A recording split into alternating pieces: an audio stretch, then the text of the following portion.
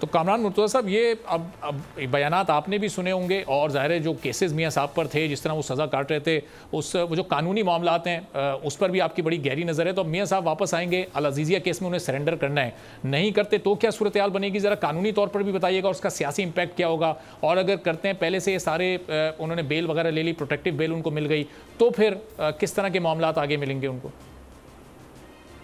دیکھیے، یہ سارا میرا خیال ہے قضیہ اسٹیٹمنٹ سے شروع ہوا ہے، جو اسٹیٹمنٹ انہوں نے دیا، اور پھر اس اسٹیٹمنٹ کو انہوں نے وڈرا بھی کر لیا، یا وڈرا نہیں کیا تو انہوں نے کہا کہ اس کو نہیں.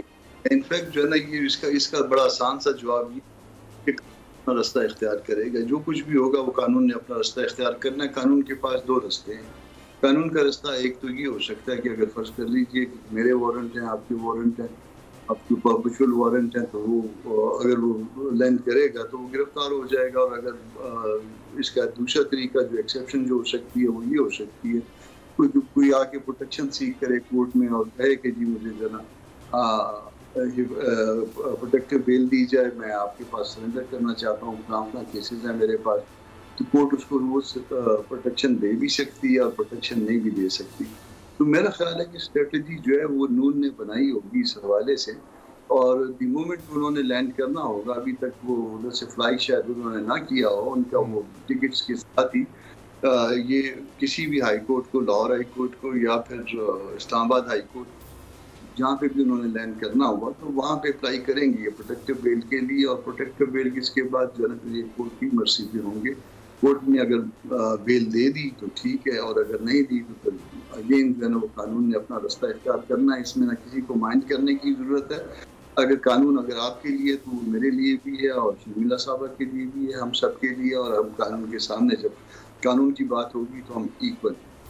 تو اسٹریٹجی تو بنا لی تھی ان لوگوں نے، اور لیکن پھر میاں صاحب کے شاید ایک دو بیانات نے، ایک دو جو انہوں نے نام لیے، انہوں نے شاید پھر کچھ کام خراب کیا، چونکہ راتوں رات شہباز شریف صاحب کو واپس فلائی کرنا پڑا، پھر مریم صاحبہ وہاں پر گئیں، پھر مزید کچھ گفت و شنید ہوئی ہے، پھر سارے پروگرام کو ری تھنک کرنا پڑا ہے. تو ایسا لگ رہا ہے کہ کچھ نہ کچھ کہیں نہ کہیں تبدیلیاں ضرور کی گئی ہیں. اب شاید بیانیہ تھوڑا سافٹ رکھا جائے گا.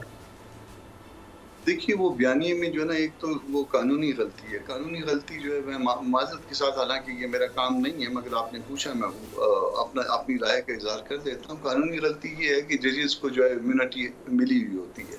یہ نہیں ہو سکتا کہ جج کے کسی فیصلے سے، میں ان فیصلوں سے خود اختلاف کرتا ہوں جو فیصلے انہوں نے دیے، فیصلوں سے میاں صاحب جو ہے افیکٹڈ ہیں، ان کو ناراضگی ہے، تو وہ میں ان سے خود بھی اختلاف کرتا ہوں، مگر اس کے باوجود ان کو امیونٹی ہے. آپ ان فیصلوں کے حوالے سے جو ہے نا ان کو یہ نہیں کر سکتے کہ ان کے خلاف کوئی پروسیڈنگ انیشیٹ کریں، تو وہ نہیں ہو سکتا. تو یہ تو لیگل سائڈ ہوگا. اور دوسرا جو ہے نا وہ ایکچولی اور فیکچولی جو ہے نا وہ آپ جرنیلوں کے خلاف کبھی بھی کوئی کارروائی اس کو نہیں کر پائے، نہ ہو پائی ہے، نہ ہو سکے گی فی الوقت. ہم کو یہ نظر نہیں آتا.